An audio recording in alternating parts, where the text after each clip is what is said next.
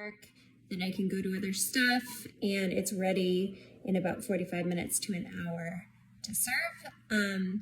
It's super flexible in terms of whatever flavorings you want to use, whatever herbs, spices.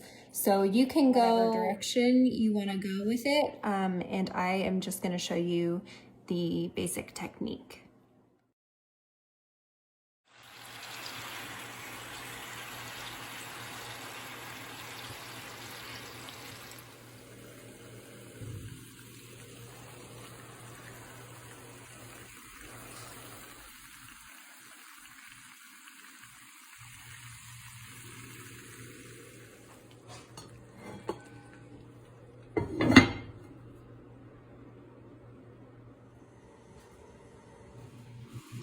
So now the chicken has been cooking in these delicious juices for about 35 minutes. And I'm going to uncover it now, turn up to 375, and then I'm going to put it back in. So I let this go about 20 minutes uncovered in the oven.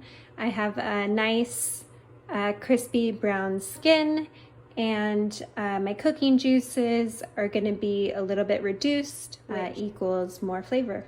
So that in a nutshell is the broast technique. The advantage of it is that you keep the meat nice and moist and flavorful from the braising step, and then you can also get the crisp skin from the roast. If you have any questions, you can leave them in the comments below. If you have any topics, cooking topics you would like me to cover, possibly next week, please send me a message. Feel free to share this video with your friends.